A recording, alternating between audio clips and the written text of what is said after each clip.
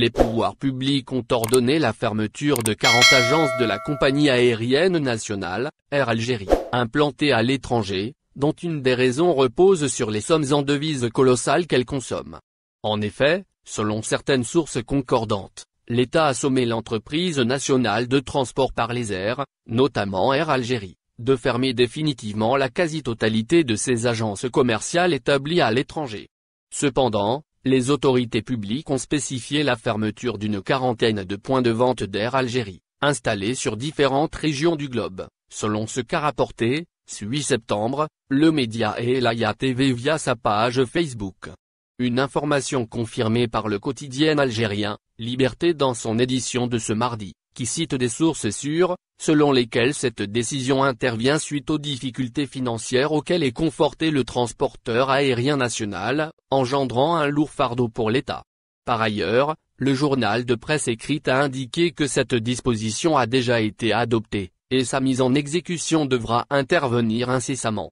Seules une ou deux agences situées dans des zones géographiques considérées comme stratégiques seront épargnées, a encore souligné Liberté. Rappelons que ces derniers mois, Air Algérie a vu sa situation financière se détériorer davantage, en raison de l'impact vertigineux sur le secteur du transport aérien, engendré par la crise sanitaire du coronavirus. Économiquement et commercialement inefficace actuellement, la tendance générale du marché repose sur des pratiques de commercialisation par billetterie électronique, ou encore par le biais de centrales et d'agences de voyage plus efficaces et moins coûteuses pour les compagnies. Contrairement à Air Algérie, dont le réseau des agences à l'étranger semble être dépassé et financièrement très coûteux, a expliqué l'organe de presse écrite.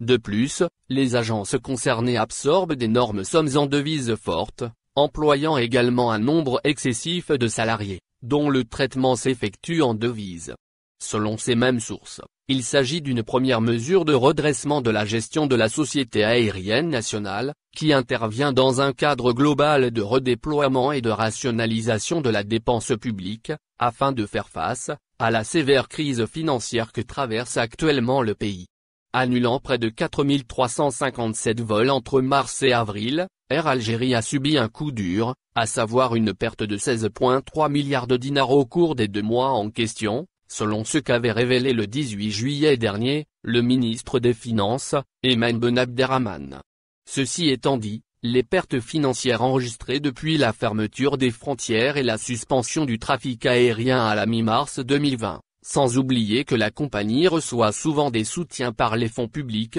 explique la décision de l'État à vouloir fermer les agences à l'étranger considérées comme inefficaces. Au final, n'oubliez pas de vous abonner à la chaîne et appuyer sur la cloche pour recevoir toutes les nouvelles.